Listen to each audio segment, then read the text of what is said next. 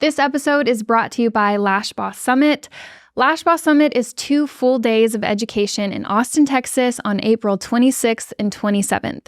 The lineup is incredible. There are so many talented and genuine people on stage, so you're going to walk away with a ton of lash artistry and business strategy after that weekend. Not only that, there is built-in networking opportunities so that you can make new friends and connections while you're here.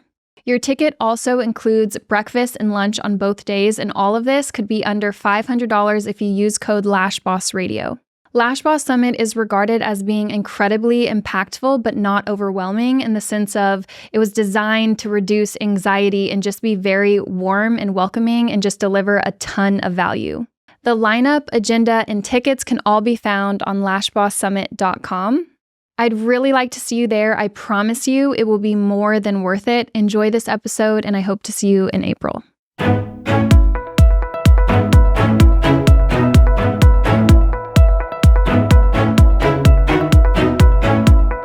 Hey everyone, welcome back to Lash Boss Radio. I'm Shelby, your host, and today I am joined by MacKenzie Graham, salon owner and lash educator. I am so excited to bring her on for the first time to Lash Boss Radio, but she also has a podcast herself, so she is a pro at this.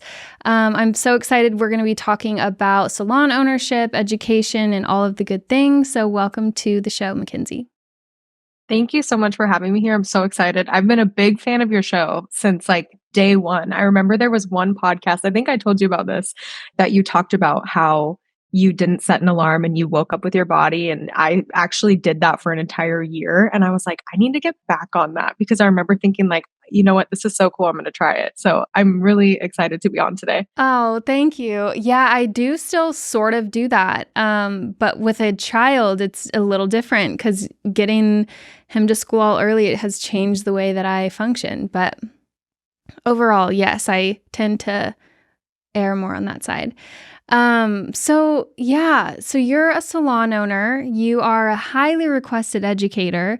By the way, side note, if you've ever gone to a conference and MacKenzie's teaching a class or a breakout session or anything, that room is full. You cannot find a seat because everybody loves her. So anyway, you've got so much going on. Talk to me a little bit about your lash journey, in a nutshell, just kind of a quick little timeline. So quick overview with my timeline with lashing. I dropped out of college and I didn't know what I wanted to do. And my mom was like, you've always been in love with beauty and makeup. I thought I wanted to be a makeup artist. And so I started going to beauty school. I was getting my lashes done. And the gal was like, hey, if you bring me in to teach a lash class at your beauty school, if you get 12 people to sign up, I'll give you the class for free. So I was like, sweet. Okay, cool. And so that's how I got into lashes. I filled the class and I was able to take that lash class for free. And I was really terrible in the beginning. And I started seeing people's work on social media, only a handful of lash artists that were really amazing, true Russian volume artists. And I was like, I want my work to look like that. And so after working at the salon for a year, I worked out of my parents' kitchen. And then I realized I couldn't get a home business license. And so I rented a space and then hopped around to a couple different spaces until I found something that I liked that was still close to home and ended up hiring a couple of employees. And I really wanted a commercial space, and then COVID hit. And so I'm actually really grateful that I didn't get into a commercial space before COVID, because I know a lot of salons had to close down during that time because they had these big spaces. And so 2021, I ended up opening my commercial space, and I've had as many as 11 employees. I'm down to 5 now, which is a lot more manageable. And I love that a lot more. And then started speaking and being asked to come to different stages, which has been the coolest and most terrifying thing ever. But it's been really, really amazing to be able to connect with so many other lash artists and salon owners and brand product line owners at the different conferences. And now just kind of training. And I have a couple of clients that I still see. And it's been such an amazing ride. And I never expected these little tiny fibers, gluing them onto people's eyes, to take me where it has. You don't have to have a product line to be asked to speak around the world. You don't have to have a product line or XYZ, whatever thing you can fill in the blank with, to get asked to speak, be invited places, to be a super sought out educator. You could be just a really amazing lash artist. Exactly. I literally couldn't agree more because I feel like even a lot of students that I have come in, they have this timeline for themselves. They have, I'm going to be a lash artist for a year or 2 years. I'm going to start training people, and then I'm going to open a salon, and then I'm going to start a product line. And it's almost like this yellow brick road that's just laid out for lash artists because they see like, oh, that's the natural progression of what I'm supposed to be doing next. And I started to realize because I was on that same yellow brick road, I was like, oh yeah, product line is next. Like I even in 2020 and 2021, I started sampling product. And the more I went to these conferences and talked to people who actually had product lines and realized how much time, effort, and energy went into it, and how sometimes they had to throw away a $50,000 palette of brand new product because it wasn't up to their standards. And I was like, hold on, wait a minute. Like, I don't know if I'm cut out for that. I don't know if that's something that I actually am meant to do. I mean, even with the salon, and you and I have talked about this off camera, those are some things too where I'm like, hindsight, maybe I wouldn't have opened a salon. Maybe I would have gotten into a bigger space to host, small group classes, but that, being in that managerial position was never my thing. I do really well solo. I do such a good job doing that. And I think it comes down to, people think this is just my next step instead of looking inward, becoming aware of what they actually want, who they actually are, what kind of role they are meant to step into as a lash artist or salon owner or product line owner. Yeah. So, like stepping into that role, I think you just have to become aware of who you are and what you actually want. And if that next step is something that you actually desire, because there are so many more, I heard someone say this the other day at a different conference. They say, if you open that salon or if you start a product line, you're starting a whole entire new business. You're starting a whole new business when you want to take that next step in your career. And you have to understand there are so many other hats you're going to be wearing now with this new business, along with the hats you're already wearing, maybe being a full-time lash artist or a salon owner.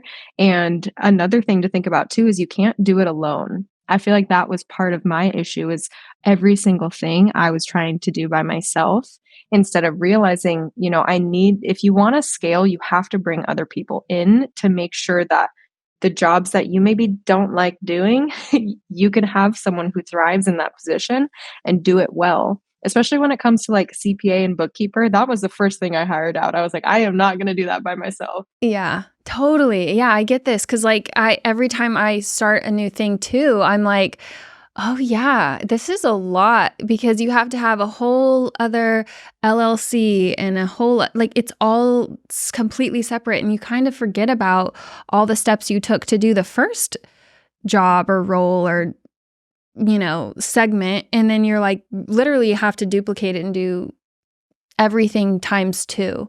So it's a lot of like asking yourself, why do I want to do this next thing? Is it for the right reasons, or is it because other people are doing it and it looks cool, or I think it would make me feel better about myself, or whatever it is. So do you think that like salon ownership for you started off that way, and then were you hit with like a lot of like a reality check by chance or anything like that? Like how was that for you when you actually did it? Oh, 100%. When I first opened the salon, I was like, this is going to be amazing. And before I got into the commercial space, I had already hired on 2 employees because I was looking, and this was in 2019, because I was already looking at bigger spaces. And then COVID hit, and I was like, okay, well, we're going to be shuffling in this 10 by 10 tiny little room. And I had a really good time with them, but I was also still taking a full clientele. So then when we got into the big space, it was something where my mindset was, it wasn't necessarily like, oh yeah, this is my get rich quick, like I'm going to be rolling in the dough. I think a little bit of that, but it was also, I had such a horrible experience at the first salon that I started that I was like, okay. And my 2 employees that I first hired, they reached out to me and asked if I was hiring. I wasn't really there yet, but I was like, oh yeah, if I can bring you on now before we get into a big space, then you can kind of just hit the ground running. But I thought, oh, perfect. I'm duplicating myself, and I'm going to be able to create like this positive, safe environment for them where they're going to make mistakes and that's okay. I'm going to be there to help them and back them up and have their back when it comes to clients. If any, clients are unhappy or anything, because we were kind of just thrown to the wolves. If a client was unhappy at the salon that I started at, it was all of our fault. Like, and then we weren't given any feedback on how to fix it. And so I was like, I want to do everything completely different. I was making $8 an hour when I was Wow. working at the salon, and we didn't realize it. And so there were a lot of things going on there that, weren't legal. And so I was like, I want to do things differently. But I was taking a full clientele and I didn't realize, oh, like my employees need my help. And so I started to cut back on my client taking because I realized they needed more hands-on from me. And when I started to take less and less clients and started to bring on more girls, I was like, wait a minute, why are we like, where's all this money? Like we were making more money before, what's going on? And I didn't realize I had taken advice from a coach that was not great advice specifically for me. It worked for her because of what she was doing, but she didn't take into account like my overhead expenses, all of these other things. I was paying my girls 60% commission. And so when I started to take a step back so I could spend more time making sure that their craft was up to my level that I wanted them to be at, I realized, oh, this business cannot run without me taking clients. I was like worried about making rent. I was worried about, paying our PUD, our heat bill and those things because I had the numbers all wrong.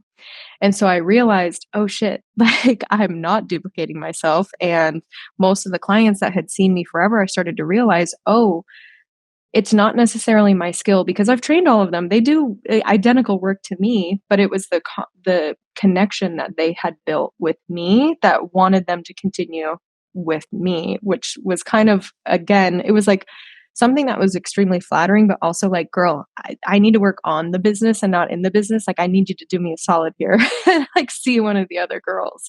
And so it was more so me realizing this is 10, because I thought I was going to go in, I was going to open the salon, I was going to train the girls over, a week or 2 weeks, and then they were going to be pretty self-sufficient. And that couldn't have been further from the truth. So that was something that definitely was a huge wake-up call a few months into opening the salon. I can completely relate to all of that. Same scenario would happen to me as well. Okay, so now at this point with this new knowing of how it goes and how it went, if you had to go back and talk to younger you've already opened the salon. You can't say you're not doing it now. You've already opened it. What would you do differently, or what would you tell her to do? I would honestly say like hire strategies, hire strategies to get you in a place where you have the numbers, you have that grasp on it. Because I had always had a pretty good grip on my personal numbers. But then when I started bringing employees in, it was something where I was like, oh, I don't really have to, think about this too much or worry about it too much because I'm duplicating myself. There's going to be more of me. So obviously we're going to be bringing in more money. But I was paying them it at a rate that wasn't going to be healthy for the business. But it didn't make sense to me because I was like, well, this is kind of what I'm paying myself. Like this makes sense to me. But we started going through so much product and I didn't understand like productivity rate, how to understand and track with the girls and have meetings with them to say, let's work on this, let's work on that. And so I would hire strategies or another coach who had experience in owning and running salons healthily that would have started me off from that point of knowing exactly what I needed to do, what changes I needed to make so that everybody was on the same page from the beginning instead of then, 6 months in being like, oh, wait, you guys, I can't pay you 60% anymore. Like, and being very honest. And that was something that was a huge growing and learning lesson for me because I was like, I need to be very vulnerable with them. I need to tell them like, hey, you guys, I'm struggling to pay rent because I'm not taking clients and I'm, paying myself from classes. And it was something that I think it was a huge reality check for me to realize like, one, I needed to be honest with them. Two, I had no idea how they were going to respond to their pay being cut. And that was something where I was like, they're all going to leave. They're all going to leave me. And I also felt so terrible that I just blindly listened to a coach in the beginning to just be like, yeah, perfect. We can pay you 60%. And then having to go back on that and just be like, oh, shoot, like, I never wanted to have to, be in that situation. And I feel like that's why I'm such a huge advocate for people who want to open salons to be like, do it right from the beginning so you don't have to go through those situations that I did.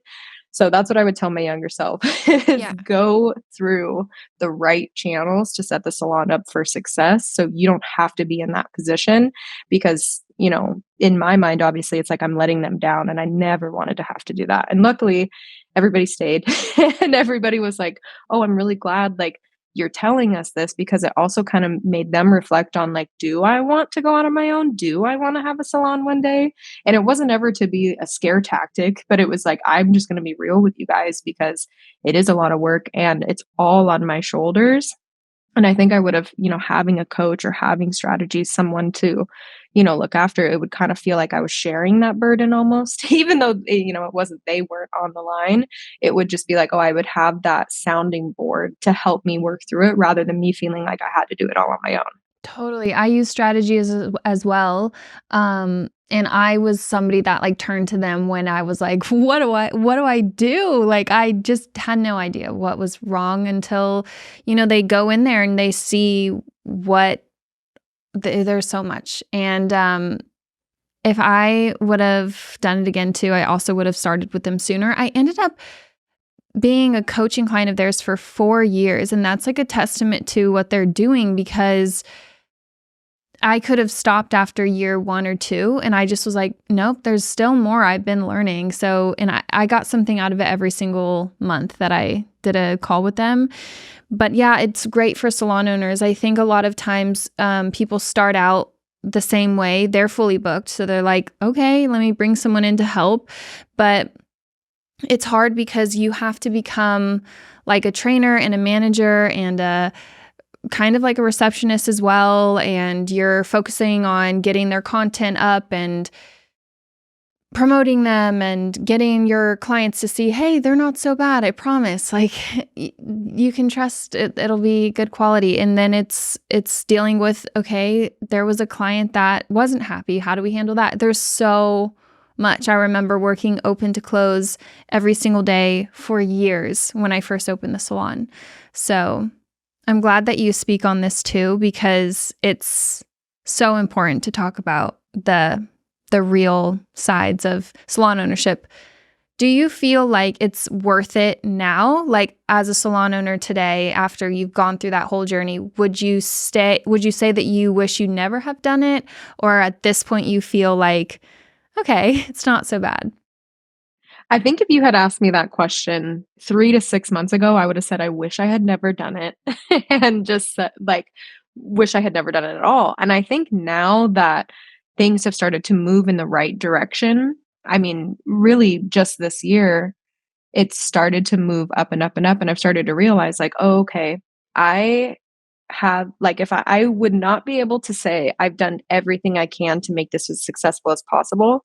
So I don't really have an answer for you because if I now that's my goal with this year. Like I need to do everything I can to make this as successful as possible. And then I think I'll change my mind. Mm-hmm. And I think, I mean, I'm such a huge proponent of your mindset is so important.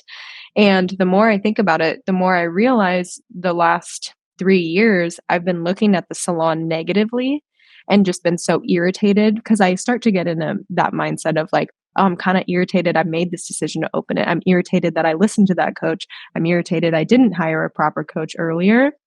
And I had to kind of get myself out of that and be like, okay, we're done with this pity party. Like, you need to get to that point where you need to look at it positively and like, you need to look at your team and realize like they're relying on you and they need you to step up and be that leader that they want you to be, that you want to be. And so it's something that now I feel like I look at it like, okay, this is my chance to make it as successful as possible. And then if I still feel the way that I feel and like I'd rather not have it, I'd rather just do training and my solo thing and whatever, then you know what? I'll sell it or I will close it, whatever. If nobody wants to buy it, Yeah. like we'll sell it or Yeah. get rid of it. And then, if I decide to like it and I realize like, oh, these systems are in place, it does run relatively well, then why would I want to get rid of it? Hmm. Totally. I think it takes a while, much longer than one would think, I think, to make a salon make sense. I think, especially if you didn't start out the right way from the beginning, like both of us. But I want to say, if you started out the right way from the beginning with, like, if you know you want to open a salon, go ahead and invest in a coach for salon owners. Strategies is so affordable for all that you get, I think. And Paul and Tuscany from Lashcast also love Strategies as well. They were the ones that I heard it from. So, yeah, in our community, I think they're great. So, you're also an educator as well. You have a class actually coming up in Austin. Do you want to talk a little bit about your classes and what you have going on right after the summit? Yes, I'm so excited. Chris, who you guys might know him as Lash Guy Pro, reached out to me and he knew I was coming to Lash Boss Summit, which I'm so excited about. And he asked if we wanted to do a collab class together. And I'm so excited because I've been wanting to do travel trainings. And of course, while I'll already be at Summit, I'm excited. So, April 28th, Chris and I are going to be doing a joint class together. I'm going to be teaching all about lashing and layers and technique and things that can make or break your sets, especially when it comes to styling clients' eyes. And he's going to be teaching the famous flower bouquet method, which will be really exciting. I actually have never learned that method, so I'll be interested to, kind of be a student as well. And, but yeah, so we're going to be doing that. I do mainly one-on-one classes up here in Seattle and have started to branch out into, reaching out to people to do more travel trainings. I think we'll have Arizona coming up, Reno sometime in the next, year or so. But yeah, training has been so fun. And I think it's been so exciting for me because I was such a bad lash artist in the beginning and I knew what it felt like to have trainers that were irritated with me. And I would be like, I'm sorry, I'm trying to understand. And it just like took me a little bit longer. So I feel like it's giving me that perspective of being really patient with students who struggle and then the students who get it like really quick. Sometimes I tell them, I'm like, just so you know, this is really frustrating because it took me like 2 years to do this and you've done it in 5 minutes. But it's been really a fun journey, especially too to see students of mine go on to open their own salons or get out, from under a salon and start their own business and be in a salon suite. And so it's been a really incredible journey.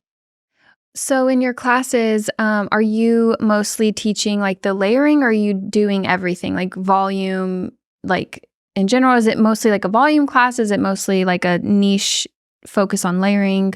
How is it formatted?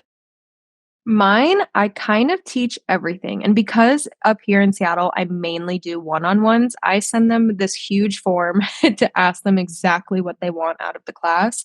So I pretty much tailor it to what they need. Of course, I have all the things that I want to talk about. But if they say in there, like, I'm getting into a solo suite by myself, these are the things that I'm struggling with technique wise. So I mainly talk about lashing and layers and how to style clients' eyes, choose the shape for them, choose what's going to be best. I talk a lot about client communication. And if a client is saying one thing, what they're actually meaning, because clients don't speak lash. They don't understand, what curl they're really asking for. And so for them to be able to give the best client experience, I talk a lot about how to price themselves as well, because a lot of the time what we do is we look at other people's pricing around us and we price ourselves based on that, not knowing what the other person's expenses are and not really truly understanding what our expenses are. So that's something I really love talking to new lash artists about, especially when they're right about to go out on their own. And another thing that I like to talk about too is just creating that experience from top to bottom, creating those expectations of what clients can expect from them, what they can expect from their clients after communicating with them thoroughly. So it really, and again, it just goes back to really tailoring it to their experience with them. But I like to do theory and then a couple hours of hand, making fans and then going into a model. And I think the model is my favorite part because then you get to really get in there and adjust the tweezers or, show them different things that they might not be already doing or they might be doing and they might be needing just a little bit of guidance, a little bit of change to make things easier on themselves and their bodies being a lash artist. Awesome. That's really good. I think it's great to see an educator that like cares that much and is even willing to talk about stuff that is outside of technique or just to help grow your business skill set too. Soft skills and all of that is important, like client experience and everything. So is your class typically just one day? They book you for one day and get as much as you can done in that time type of thing? It's typically 2 days. I like to Okay. spread it out to do the model on the second day because another thing that we actually talk about, quite a bit actually, I get a lot of questions about is social media and the fear behind posting on social media and posting their face and, putting themselves out there. And a lot of it is like the marketing strategy behind how you're writing your captions, who are you trying to attract? And so a lot of the time we'll go through like a client avatar. Who's our ideal client? Like where are they spending their time? Where are they doing this? So I like to have the whole first day. And the reason I love the second day too to do the model is because we have a lot more, we have that full time to work on the model. But also a lot of the time, if I have a client on or if I have a student on one day and just have them for that day, half the time I'm getting questions the second day or the third day saying, "Oh my gosh, I wish I would have asked you this when I had you one on one." And so a lot of the time when I'm going through all the information on day one, I'll ask them if they have any questions. And sometimes they're kind of just like, "Whoa, that was a lot of info." Like, I think I need to digest it for a minute.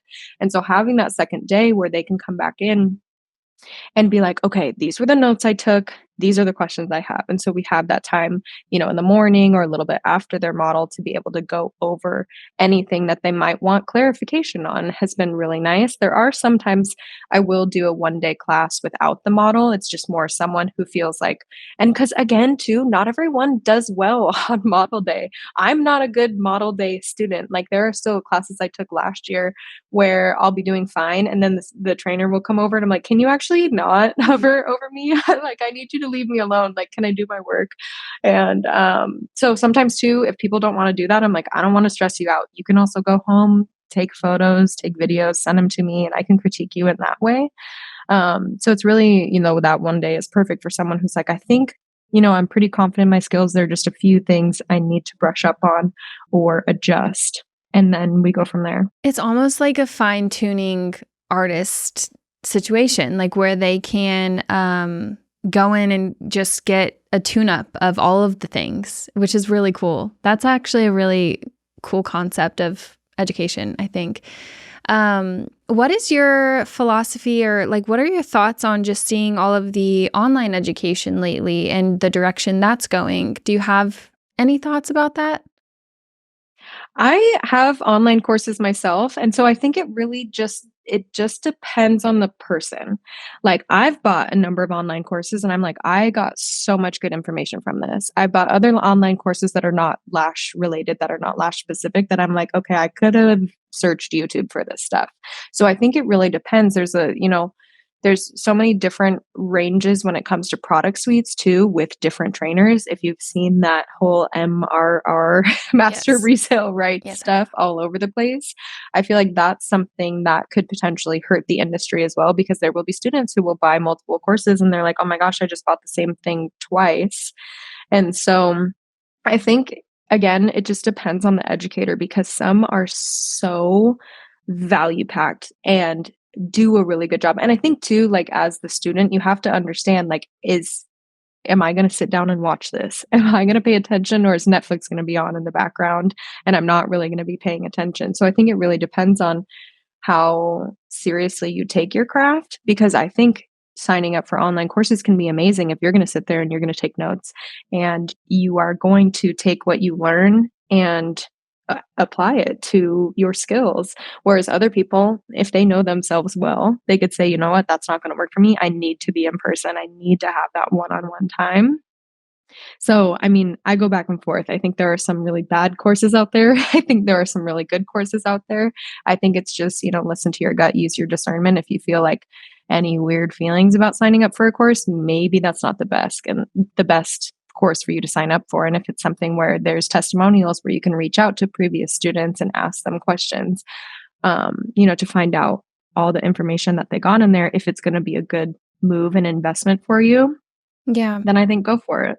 Yeah, it's also a lot about the educator is what I'm hearing too, is like the educator could be doing online and in person both being great classes because it's who the educator is and what they're producing. Anything that they're putting out in whatever medium is usually good value. And then there's some people that are always just looking at like another way to scam people. So who knows, you know? Okay, so last year, gonna kind of switch gears and talk a little bit about events and conferences and stuff like that. So last year at Summit, you spoke on pricing. This year, you're speaking on layering. Am I right? Yes. Cool. What was your experience like last year, and what are you looking forward to for this year, next month? Oh my gosh. I know. Oh my gosh, it's so soon. I was so excited. So last year was my first summit that I had been to. And of course, being asked to speak is like the biggest compliment ever. And it was so cool. And I remember saying to you, I don't even know if you remember this. It was right after I talked and I had to like run up, get my bags and fly home that day. And it was the last day of summit. And I just remember looking at you and being like, this is the most chill, well run, most thought out like schedule and structure. It was so, and I think it just speaks to who you are as a person too. Like you're not all frantic and crazy and like everyone can feel that energy of it's just like, it's very calm, positive, inviting energy. And I think too, like, of course, with the conferences, I've had very positive experiences at every conference that I've been to, but there's just something different about Summit that it's just like a little bit more uplifting, a little bit more just inclusive. And I think too that since you cap your tickets, it really allows us to create those deep connections of people we have never met or people we have met before. Talking about pricing was a lot of fun. It was funny getting a couple questions after about the talk and how to implement that and how to communicate with your clients. And, pricing and money, it's hard to talk about. People don't want to talk about it. There's a lot of, stigma around wanting to talk about money or wanting to make a lot of money.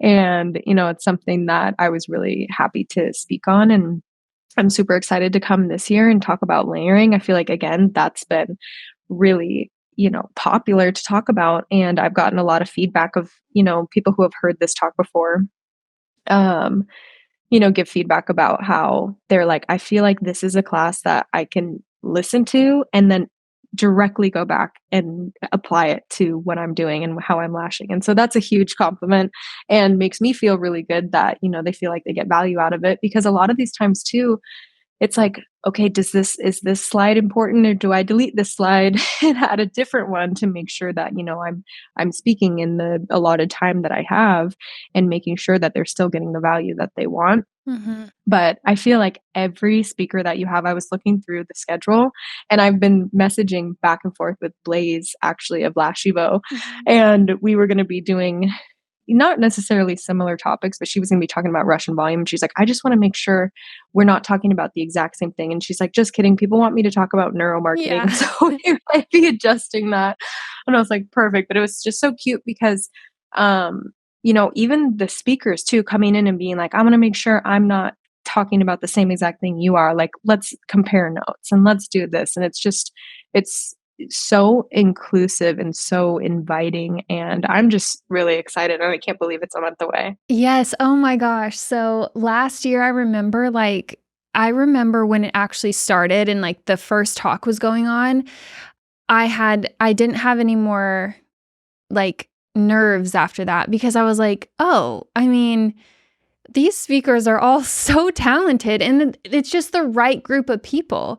If there were people up there with just huge egos and just in it because they just want their name saying I'm a speaker, it would be different. But it was people that I think I chose intentionally because they're the good guys. They're people that care so much about everything that they produce. And so, of course, all of the presentations were going to be valuable and they were going to be up there on stage killing it. And so you and everyone, I just was like, wow. And I was just sitting there in awe of every single presentation because I'm like, these people are so smart and so talented and wise and intelligent. And so I think you guys had such a big part in like what made the summit what it was. And so I asked a lot of y'all to come back this year, change up the topics, of course, but I'm so excited to have you back. You were, I did a survey at the end, and your talk was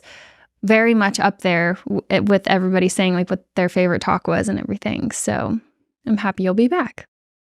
Oh, that makes me so happy to hear. I feel like yeah, I feel like a lot of people liked the money talk. And then I quickly created the worksheet for them afterwards. I was like, if you were at the talk, I started messaging everyone back. I was like, here's a little worksheet. So it'll be fun because I'll have some freebies at the end of the slide for people to be able to download and have those slides and, Good. look back on later on. And this year, there's like a cocktail hour after each day. The first day is just for VIPs, but the second day there'll be a cocktail hour so that you guys can talk with everyone, and it will feel like immediately they can go find that speaker that they wanted to ask a question to if they didn't have time during the presentation, which I think is nice. I love, I don't know, don't you love at conferences like just the conversations, not just even the education's one part, but the parties are one part, but the just sit down conversations. I love that.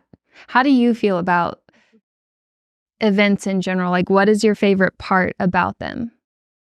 Yeah, I think me too. I would say the same thing as like the sit down conversations. Like when you end up in, being like, who's going to lunch somewhere? And then all these people end up going to lunch together or dinner or even just at the cocktail hours like that. And I think too, it opens up the space because a lot of people after someone gives a talk and there's 200 people in the audience, some people are like, sure, I'll ask a question, but I would say 90% of the people are like, I'm not asking a question in front of all these people because they don't want it to be perceived as a dumb question. But honestly, like, I'm the person that asks dumb questions. Like, if there's any question to ask, like, ask me because half the time I'm like, I want to know exactly what you mean. I want to know exactly what you're talking about because I don't want to get to that point and not understand it fully or make decisions based on, information I have that I don't fully understand. So I'm like, ask the questions. You're in a safe space. And I think too, the more conversations you have with people, the more you realize like, oh, we're all the same person. Like I'm thinking this question, five other people might be thinking this question. And I think that's my favorite part, having those conversations is realizing, we're really not that different. And we can relate to each other so easily because all of us are business owners. All of us, started in the lash industry and, maybe have branched off to be a salon owner and so on and so forth. And I think it's been cool too, because it's almost like we're in a mini mastermind when we get into those little groups. And I'm kind of crazy and just start like coaching people or like people ask me questions. And then even when I was sitting with you guys in Florida, I was asking you guys questions and you guys were pretty much coaching me. And I think it's just so cool to realize so many of us want to help. So many of us want the other person to succeed. Mhm. And, through social media, it's kind of hard to see that. But when you meet these people in person, you realize, there are more good guys than there are bad guys out there. Absolutely. Yeah. And that concept of like talking with someone, giving advice and receiving it, it's just like this loop of giving and receiving. And it feels so good to be with someone that's either done what you're doing or is trying to do what you've done and vice versa. It's like you can see each person in that talk is like giving to each other, whether it's support or advice or love, whatever it is. It feels so good. And it's something that you can't really duplicate online because sometimes whenever I get messages, it's different. You can't convey energy the same way you can in person. And plus you can like a dialogue is so different in person too. So I love all events that I've gone to in this industry. I feel like have been worth it. And anytime I see something come up, I'm like, what's my schedule that day? Can I make it? I don't care who's throwing it or where it is. I'm going to try, Before you go, I do want to ask about your social media strategy. Do you have a strategy about posting? Like, how often do you work on your content? I know you did this, I don't know if it was an intentional series, but you did bring your sister to get her lashes done and she would always like pick them off or something. And I would be so invested, like what's going on? And I would love when you would post about that. Anyway, so do you have a strategy? What is it? How often are you working on social media? So I'll talk about the strategy first, and then I'll talk about the unintentional Lulu series. So, strategy, I have never been one that works well with like on Monday, I'm going to post a reel. On Tuesday, I'm going to post a graphic. On Wednesday, I'm going to do this because I am such a I need to work with my creative flows person that I was like, oh, hold on, I've set aside an hour for myself on Monday to film, but actually, I want to do this instead. Like, this is something that needs my attention right now. And so for me, I've never had a like set strategy. I will say when I was not taking a full clientele or any clientele at all, I was just doing my mom and my sister. I would have models come in and I would lash them and I would have my assistant film and I would have all this extra free time to be down at the shop to just do funny reels. And that was really, 2021 when I opened the salon and we were only allowed to work at 50% capacity. So I was letting my employees work the hours that they wanted to work. And I would come in early in the morning, do my content, and pretty much come home and work on my laptop and, push marketing emails for the girls. And that's when I grew the most. And I was the most consistent because I didn't have a full clientele I was taking care of, because my online courses were pretty much all filmed. I was just marketing them or, editing, adjusting here and there where I needed to. And I was posting at least one reel every day, if not two reels, like every other day, because I just had all this content made. And I will say, people who say to themselves, I'm not creative, I could never come up with those things, or, I couldn't be that consistent because I don't have the time. If you made the time and you started to say to yourself, like, I'm a huge journaler. I've said that like on almost every single one of my podcast episodes, but I started to have to write to myself because I felt the same way. I started to write to myself, like, creative ideas come to me daily. I am a creative person. I can make time to create content and post content. And like, I literally had to remind myself it's not that serious, because I think so many people get in their heads about it. They're like, oh my gosh, I'm putting myself out there and being vulnerable. I'm putting myself up to, get attacked by these trolls. And that doesn't happen very often. I've had a couple, hit a few million views. Yeah, those ones are going to get some more trolls on there. But really, truly, like, that's not the goal behind the piece of content. The goal behind the piece of content is to create that relatability with other lash artists in my area. So I can be that go to person when they decide they want to, purchase an online course or, you know, come for an in-person training. You have to think about the goals behind the content you're creating. If you're doing stuff, to be funny and silly and relate and create that community, that was always my goal. And so there's no strategy. It's really, I kind of just go through the ebbs and flows of when I'm feeling creative. I will say, if you create goals for yourself to say, I'm going to post at least 3 times a week and you stick to it, the less you let yourself down and the more you actually do create and succeed with those micro goals, the easier it's going to be for you to tell yourself, okay, I'm going to post every single day, and you're going to do it. You're going to figure it out. And the more consistent you are, the easier it is for you to play the game of social media and realize what your audience wants from you and what they don't. You also get to play the game and realize, what kind of content do I like to create?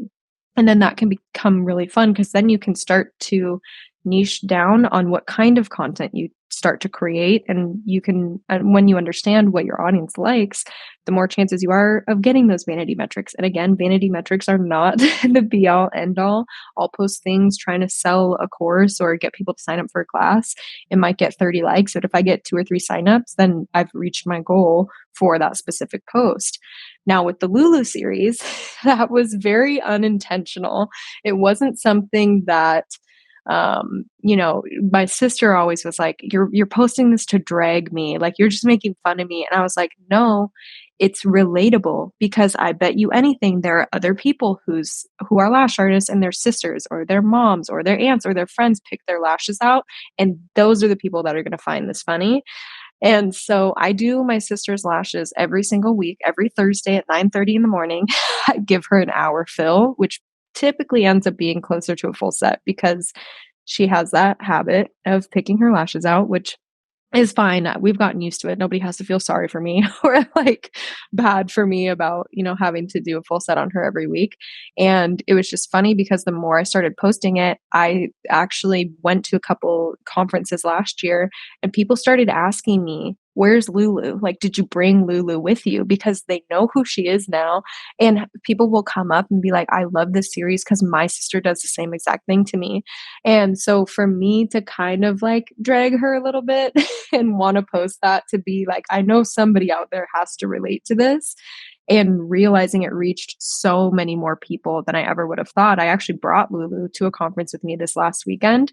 And I told her, I said, just so you know, like my friends who I know in the industry already know who you are. You've never met them, but they've seen you on social media. And I said, I bet you at least one person is going to be like, oh, the famous Lulu. And she's like, don't, dude, nobody's going to say that. I think probably like 5 to 10 people said the famous Lulu, and she was like, I'm embarrassed. Like, I don't want to be known for picking out my Oh lashes. my God. But it is really funny how quickly that series caught on, and how many, and it's simply because it was relatable. And people said, I have a sister who does that too. It's wild because imagine like you're focusing on you're like sitting there like, okay, what good idea should I do? And you're just posting something that, you want to, and it's like that thing is what hits. Cause I feel like that series or, is what made me be like, oh my gosh, like MacKenzie's really killing it with social media. And in that era, I just was like, wow, MacKenzie. And yeah, it's just funny how sometimes like you don't even have to put too much energy into it, and that's what sticks. Mm-hmm. Yeah, I'll honestly say the pieces of content that I've spent 30 seconds creating pop off, and the ones that I'm like, I'm going to put a lot of time into this one, and I spend like 30 minutes editing, and I'm like, well, really glad the 30-second one took off. So I think that also trained me to realize too, like, I don't have to bend over backwards to try and create this like really eye-catching and thing, because you don't know what's going to pop off. And so test your content, play with all of it, and see what works. Got it. Good advice. Awesome. Well, thank you so much for coming on the show and sharing all of this with us. It was such a good episode. We covered so much. But yeah, thank you so much for coming on today. Thank you so much for having me. I had so much fun talking with you. Yeah, and see you next month.